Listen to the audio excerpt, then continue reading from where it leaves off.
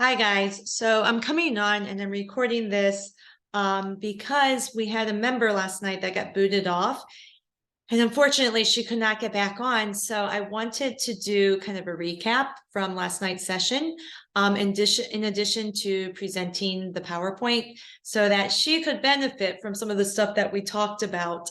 So I thought I would put this in the Facebook forum in case some of you would like to go back and rewatch and see some of the main points. So we started the session off with what's good and what's new, right? So what's good and what's new. We had some people sharing that they tried some recipes.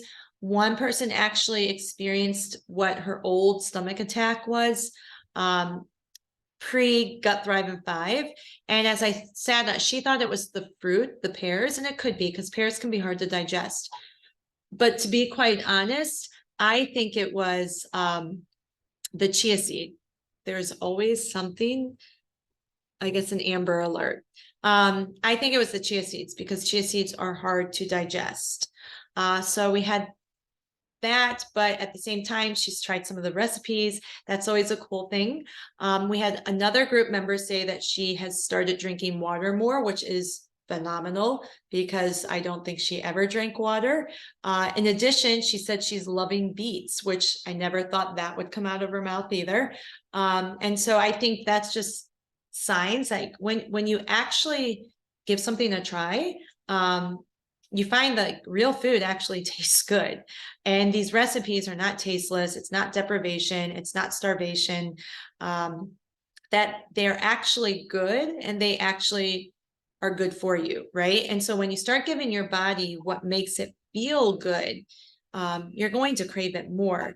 We also had somebody else express that she went for the entire week with making sure that she ate something before she drank her coffee and she felt fine. But then the minute she went back to her old habit of drinking coffee without food first, her stomach felt horrible 2 days, that she had to do that in a rush. So first thing first, boom, right there. Don't drink coffee without food. That you don't need to even need any more information.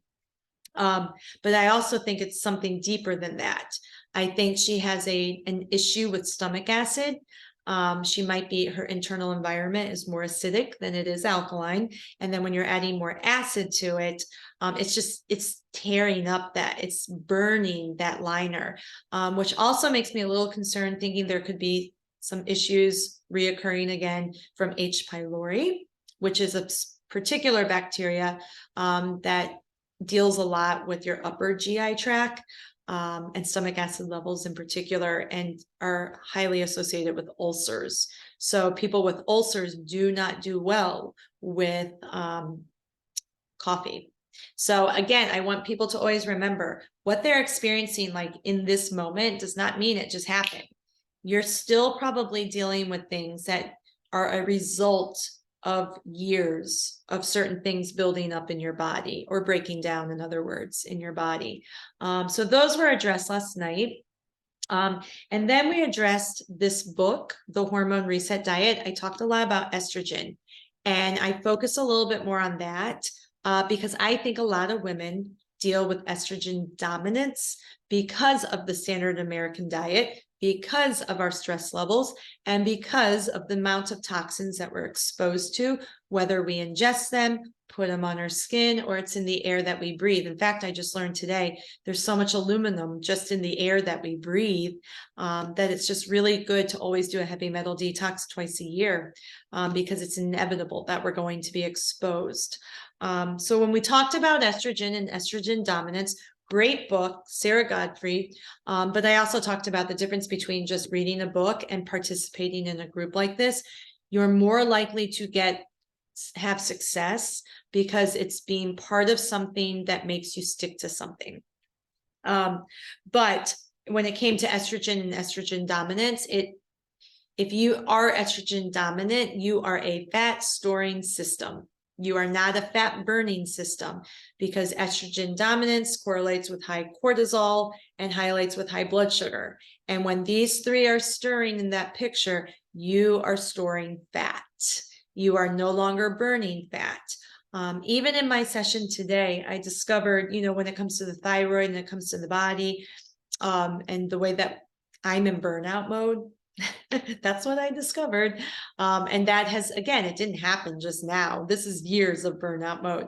But basically, the reason why my thyroid is sluggish is because I have been burning through so many nutrients that my activity level and my stress response level is much higher than what I'm giving my body, that now my thyroid has slowed down because it needs to provide me energy as needed, right? So it's not going to burn, it's not going to work efficiently, it's going to slow down because I'm not giving my body enough energy to keep up with the demands of overcoming adrenal dysfunction. And my workout regimen is too intense for my body right now. So your body will always do what it needs to do to survive. And so sometimes with estrogen dominance, you're going to get all of these, your other hormones, your thyroid, your adrenals, and your gut is going to basically get really messed up. With estrogen dominance, there were two types of gut bacteria, firmicutes, and the other one, I wish I knew, but basically when you have estrogen dominance, you increase the firmicutes, and the firmicutes are the ones that make you fat. To put it gently, this is something to remember too. Beginning in your early 40s, you become resistant to estrogen because your receptors go into semi-retirement and your estrogen levels climb higher to get the attention of those receptors. Basically, you're having increased inflammation, fat loss resistance, mood problems, and gut issues. Basically, that leads to obesity. I wish I could find where it talked about those two. I underlined it. But anyway, at the end of the day, we want to do what it takes. Okay, so here, first, their microbiome has too many fat bugs, bacteria that hang on to fat, and not enough skinny bugs, bacteria that promote the fat burning. So omnivorous women with estrogen excess don't remove the excess in their bowel movements like women who eat more plant-based diet, which contains more fiber and stimulates removal of excess estrogen. So women who eat red meat have higher rates of blood sugar problems, which also result to higher estrogen. So that I'm about to touch on that. So what we were discussing is the fact that, like, how do we lower our estrogen naturally? We want three things we want to do. We want to eat 1 pound of vegetables produce each day. 1 pound. That's a really, really good goal. But the way that I want you to look at it, it's roughly like it's up on the upper limits, 5 to 10 servings, but on the higher end, right? Let's have a cup of greens, a half a cup of blueberries, a half a cup of another produce in a smoothie, whether that's strawberries or even a banana. You're at two servings right there. You're at 2 cups. At lunch, a cup of greens, maybe 2 cups of greens, right? If you're doing a salad, and then maybe half and a half of 2 different vegetables, and then your lean quality protein. Now we're sitting at 5 cups, right? 5 servings. Then at dinner, if you can at least get in 2 servings, you're already at 7 servings, you guys. So see, it's not as hard as people think. So 1 pound of vegetables is the aim. Then getting 35 to 45 grams of fiber each day, which 1 cup of lentils, 1 cup of broccoli equaled out to 22 grams of fiber. That's just 2 cups, right? So that's half your grams. So you see, it's not going to be as hard as you think when you're eating more whole food based diet plan. And then the other, getting more sleep. Third step, get more sleep so that you're resetting the restorative aspect of your hormones. But the good thing that you guys are doing is you're on this whole food meal plan, right? We've taken out the allergens to allow our inflammation set point to go down and to allow our body to begin healing. But we've crowded out in some of your situations so much junk with foods higher in fiber, higher in color. disease prevention, antioxidants, polyphenols, fiber, right? And so that's going to help reduce your estrogen levels too. And in particular, cruciferous vegetables, your broccoli, asparagus, cauliflower, Brussels sprouts, very high and very good for estrogen dominance. If you have thyroid issues, eat them cooked. Thyroid issues or digestive issues, it's better to eat those cooked because they're easier to digest. So those were things that we touched on pre-presentation. Now the presentation is going to be about understanding cravings. Hold on, did I hit screen share? Okay, so now we're going to go into understanding cravings. We're surrounded by cravings. It's inevitable. Cravings can come about from memories, smells, sights, sounds, and even the environment and the people that you're around.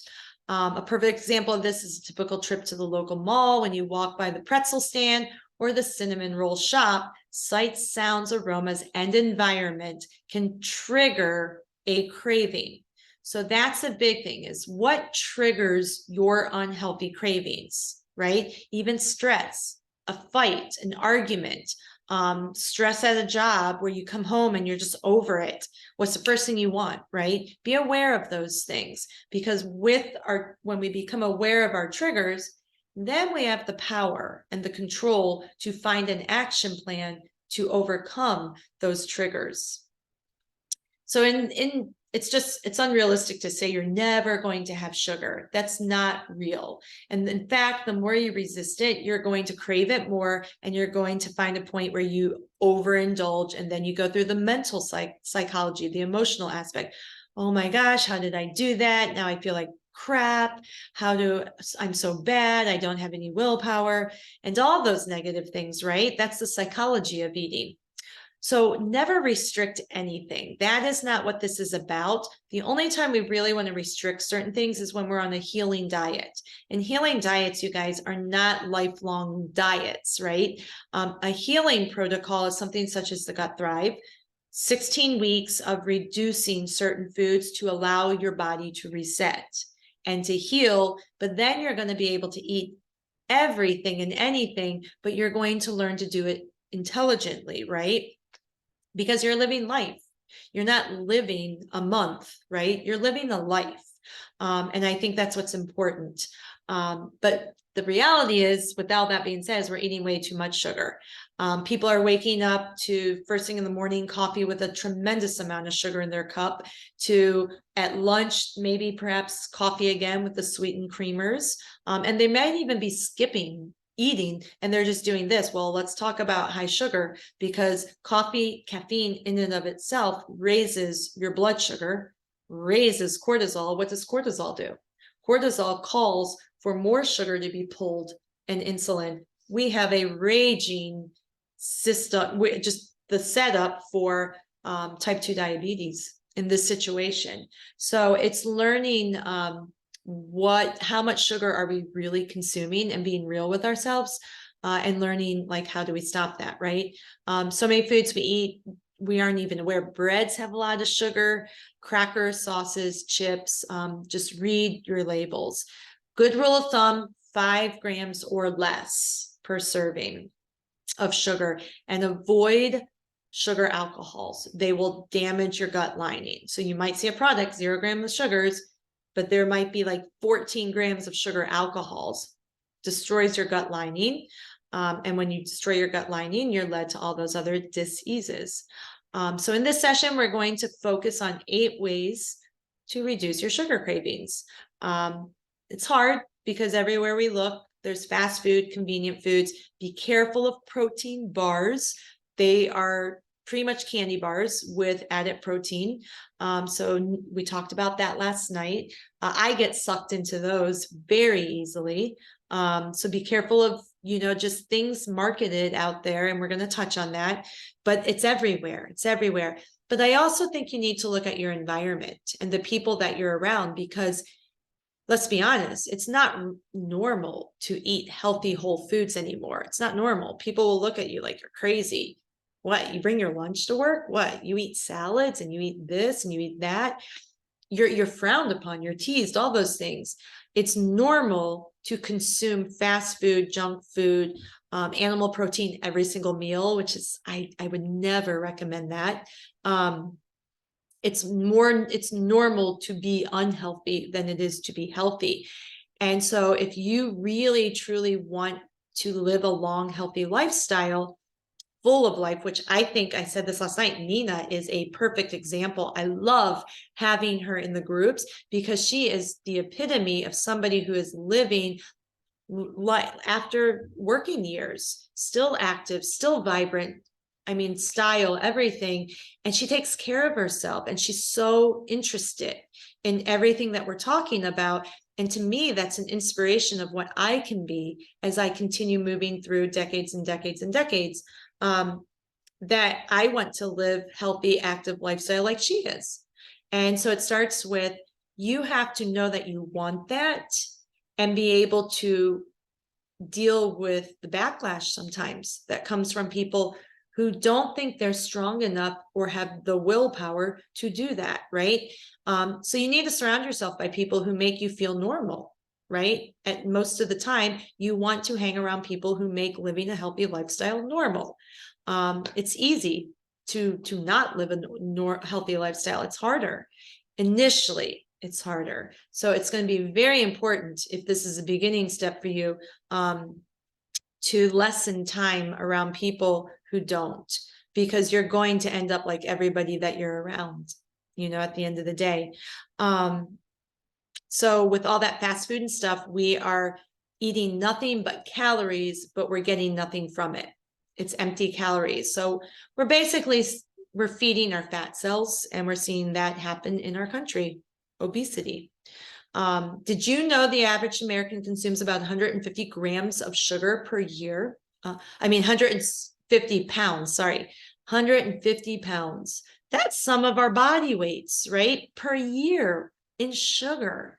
So unnecessary. But the thing is it makes us feel happy, energetic, and it can even make us feel calm. So it's a drug. It has been coined to be just more addictive than cocaine. It is a drug, and the food industry knows this. And just like a drug, it temporarily makes you feel good. And it's like, man, I feel great. And you get pulled in because your dopamine, your serotonin levels, they rise. You feel wonderful, almost euphoric, right? Then just like a drug, you crash. You have the downer. So what do? You go back for more. So it is in and of itself a legal drug. And that's what's so sad. It's legal. And there's other things that are legal out there too that I'm very against because of this. It's addictive. It changes the chemistry in your brain and your neurotransmitters. And that's why we keep going back for more, because of the crashes. And then we just want to feel good again. So we go back for more, and we need energy. And so we go back for the quick fix energy, which is sugar. Food scientists are hired by food companies to create tastes and textures that are hard to resist. It's their job to find that perfect pleasure point of the food being manufactured. Yes, there's a science to it. It's manufactured. It's not a real food. So it's not always willpower as much as it is a chemical imbalance now that we have created. I read a quote today that I loved. It said, leading a life of purpose leads to happiness. If you lead a life of pleasure, that leads to addiction. So seeking a life of purpose leads to happiness. Seeking a life of pleasure leads to addictions. I love that. I think it's one of the most profound statements. And this is case in point. So many people cover up emotions with drugs, alcohol, and anything else that it's not a life of purpose, but it's pleasure. We're seeking pleasure in the wrong places. MSG, like sugar, is highly addictive as well. And this is why some of our food cravings are not our fault. This isn't to say we have no control over what we eat, but it just helps take that guilt factor off of you to understand that the food industry has trained us. I mean, when we're children, we're not thinking of health. That's why it's important that adults take care of children's nutrition. We're not thinking, we're still pleasure driven. And unfortunately, it's during that time that we become addicted. And that's what I really wish people would understand. It's during our childhoods that we become addicted. The food or food-like substances are purposely designed to create addiction. It's in the food industry's best interest to have us overeat, right? Because they're going to make more money. The more we eat, the more money they make. So it becomes a supply and demand factor. And as I was saying last night, we can control that to a certain extent. Quit buying stuff. That's the best way you can voice your dissatisfaction with the rising costs of food. It's not the plant-based foods entirely. They will always, when you eat primarily plant-based, you save money at the grocery store. It's the junk, you guys. It's the junk, and it's the animal protein foods that are like skyrocketing the cost of your groceries. Quit buying the junk. Quit giving the power to the food industries. They are not concerned about your health and your well-being. They're only concerned about making money. Keep our country sick. We increase the healthcare costs. We increase the amount that doctors are making, blah, blah, blah. And we need to, if you really want to do something about that, stop buying. That's the best thing that you can do. Stop buying. But instead, we just go, oh, it is what it is. And I hate to say this, but we make them richer while we get poor because we're losing the money. So there are many possible causes for cravings, including but not limited to stress, nutrient deficiencies, hormone imbalance, and fluctuations in blood sugar levels. This is another reason why it's good to keep a food journal so you can begin to become more in tune with what you're craving and what you're eating and what you may be missing in your diet. Again, being aware of the coffee situation, right? Perfect formula for saying, okay, I can't do that. I have to, if I'm going to want coffee, I have to make sure I eat, or I forgot to mention this, collagen peptides, unflavored. I think Sprouts brand is actually just as good as Vital Proteins. They mix perfectly well in your coffee without changing the texture. I have done that when I just couldn't eat. And I touched on this last night, and I don't remember where in this talk. If you wake up and you're not hungry, your metabolism's broken, or you overate late the night before. So either way, not having an appetite is not good. You should wake up, you should be hungry, you should be hungry by lunch, and you should be hungry by dinner. If you're not, you're either eating too much at each meal, so you haven't fully digested what's in your stomach, so it's still sitting there, or your hormones are imbalanced, right? So you're not getting those signals. What else was I going to say? I went blank. But you should be hungry by the time that breakfast comes around, lunch comes around, and dinner, with the right combinations of meals. You should be hungry. So if you're not, you have a broken metabolism and you want to look further into that. You could start, your thyroid could be low, so you're not getting signals of hunger because it has slowed down so much to save energy because you're not giving it enough. So that's when you talk about when people don't eat enough for their energy expenditures, then the thyroid can be affected. There was something else I was going to say about if you're not hungry. I'll have to, if you're a slow oxidizer, and all that relates to your nutrients. If you're a slow oxidizer, food does not, your motility has issues in your body. So food does not move through your body quickly. It moves very slowly. So you still have food sitting in you, which may lead to not feeling hungry, right? And then you don't eat enough. And then if you're not eating enough, then your thyroid's affected. So you see, it's all systemic, right? And it's figuring out that happy medium. So keeping a food journal, it's a good idea to consult with your doctor to determine if nutrient deficiencies and or hormones could be playing a role with your cravings and or your health. Most of us are deficient in some nutrients, even if we have a healthy diet. It's common to have hormone fluctuations and or imbalances at different stages of our lives. Okay, so 8 ways to reduce cravings. Don't skip meals. So going back to what I just said, if you wake up and you're like, I have no appetite, look at what you ate the day before, did you eat too late into the evening? But you should be hungry. Do not skip meals. It goes back to what I just said. You could be affecting your thyroid.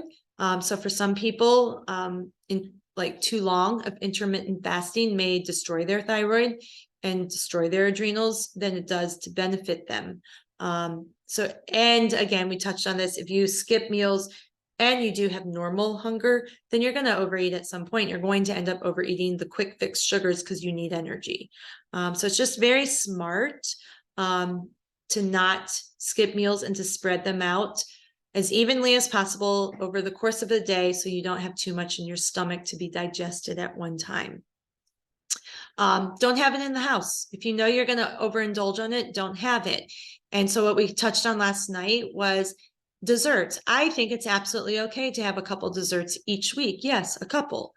I think it's best to make it an event to go out perhaps and spend time with somebody and get a little dessert, because when we're engaging in conversation and we're feeling the endorphins of connection and fun and joy, in that respect, you're less likely to overeat too. So you don't have it in the house to dive into out of boredom, but you're also less likely to overeat because you're in social settings and you're having fun in life and connecting with people. So it's best just don't have it in the house.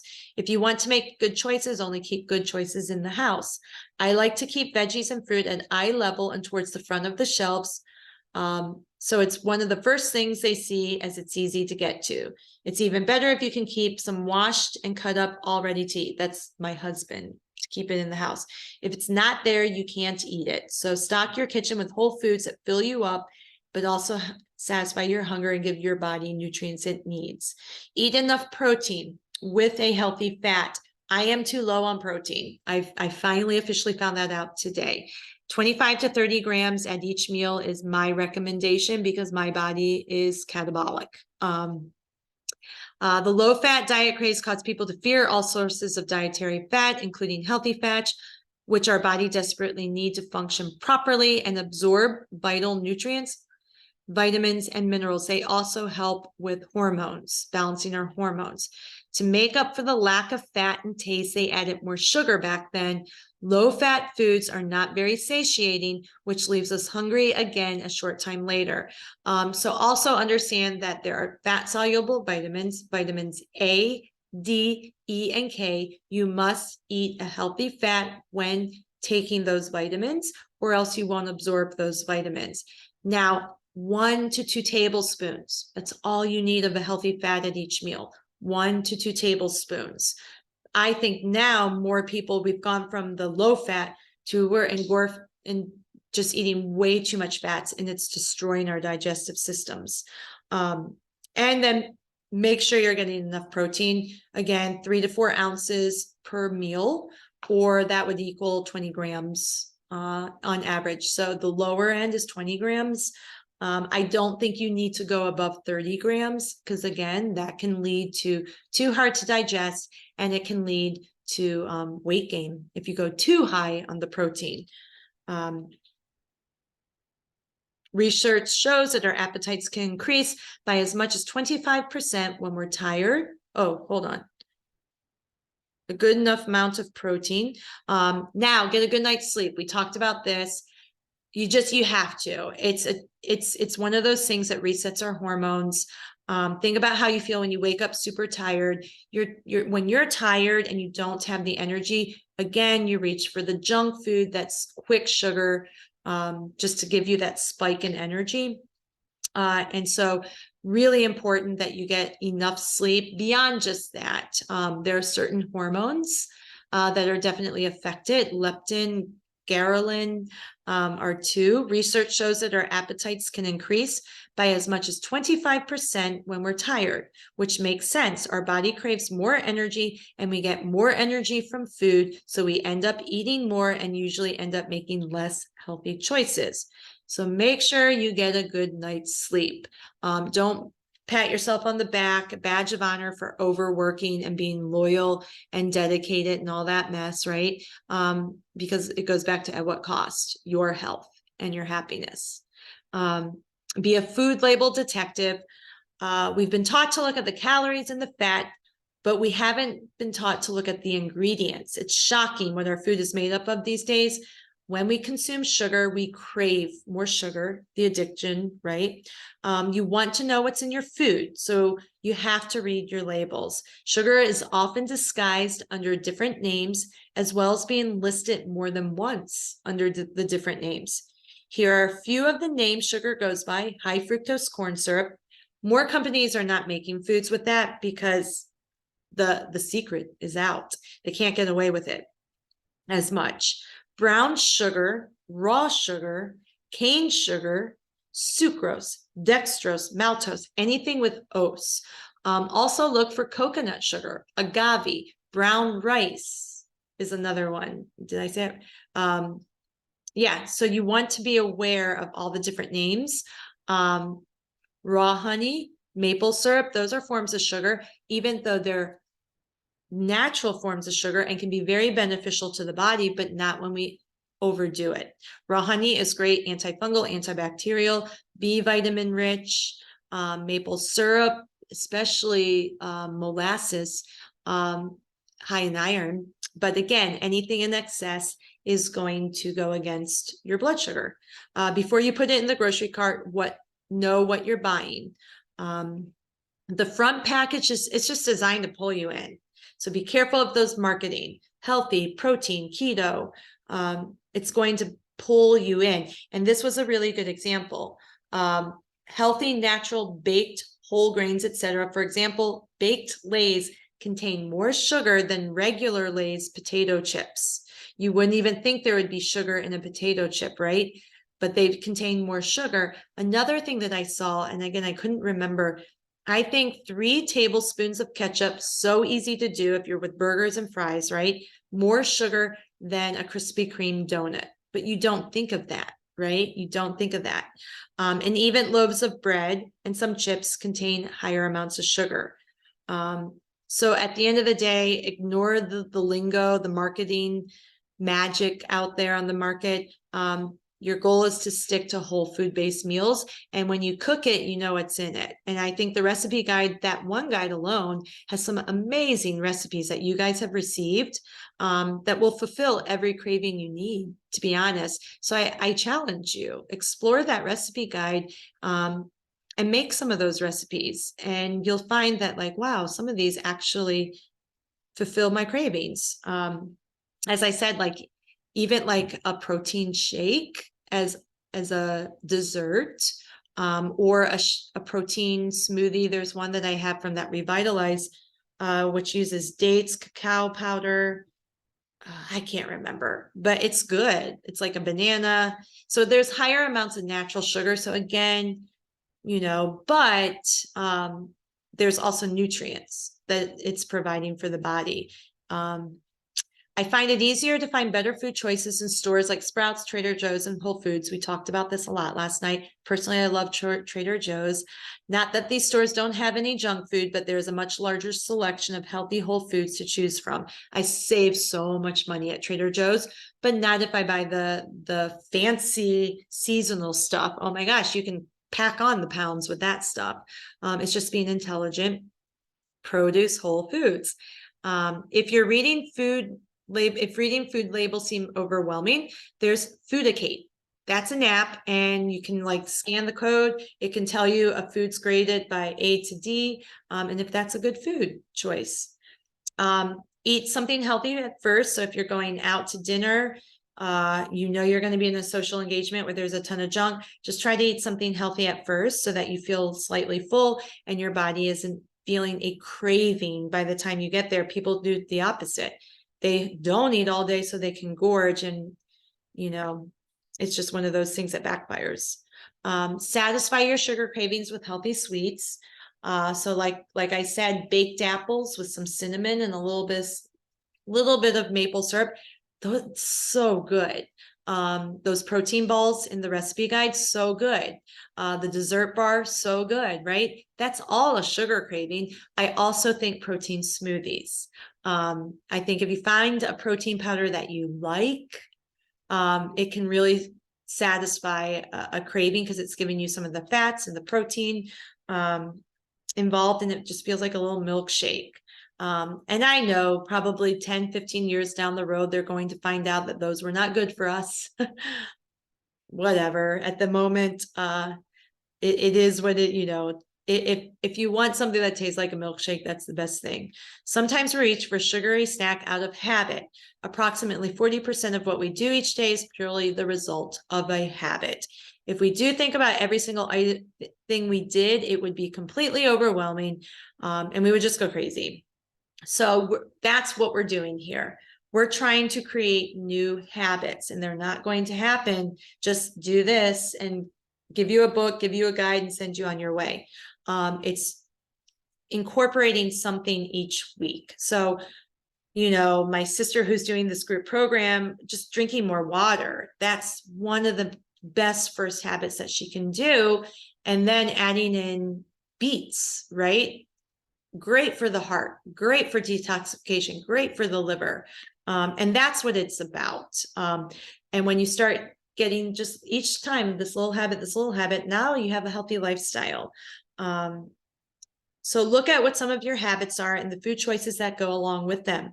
Healthy sweets are packed with fiber, vitamins, minerals, and antioxidants that actually help us become healthier and feel better. Find the fruits that you and your family like and keep them on hand. Don't force yourself to eat stuff you don't like. Find what's healthy and go with that. And at the end, tip number 8, are you hungry for something else? Are you eating salt, sugar, all that because you're missing what's called primary food? Your primary food is all these other things that affect your health, your relationships, your career, your financial status, your social life. I can't remember, your exercise, your movement each day. Possibly you're missing out in that area of life. And so you're using food as an emotional crutch. And that's a whole nother topic, the psychology of emotional eating. And so I said this years ago, my goal is to help people change their relationship with food, and to see it as one that's nourishing and provides you life. It's a life force rather than reward and punishment.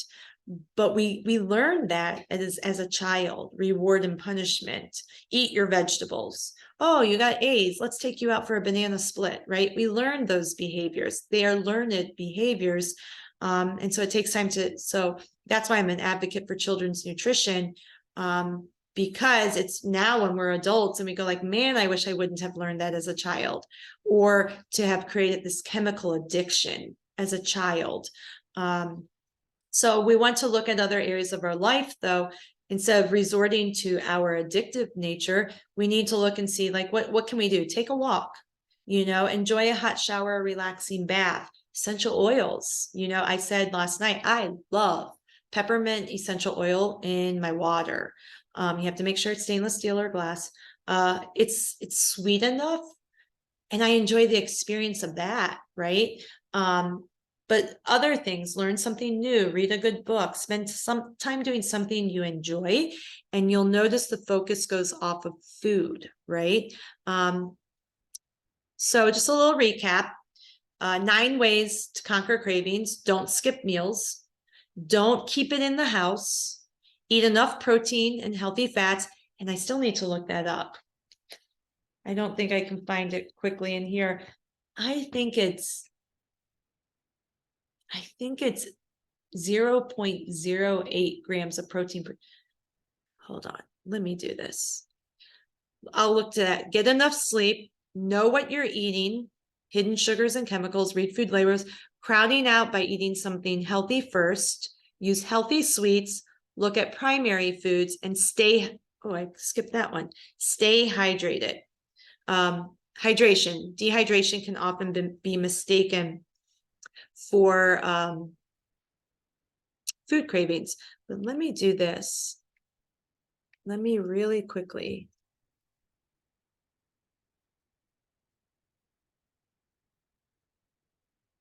I think it's 15 to 25%.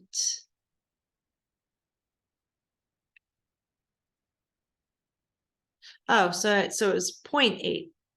roughly 0.75 grams of protein per day per kilogram of weight. Yeah, so not 0.08, 0.8. So yeah, that's going to be, so let me come down here. That's it. So I appreciate if you went through this and you watched it all again. And I hope you found it informative. We will have another session next Sunday, 7 p.m. Eastern time again. And I'm going to figure out what I really want to dive into. What I feel, if you have anything that you guys would like to talk about or are struggling with, message me or put it on the Facebook forum. I'm open to suggestions of what you might need some help with. But all right, guys, well, thank you. And I look forward to next session with you all. Gotta look to see how to end this.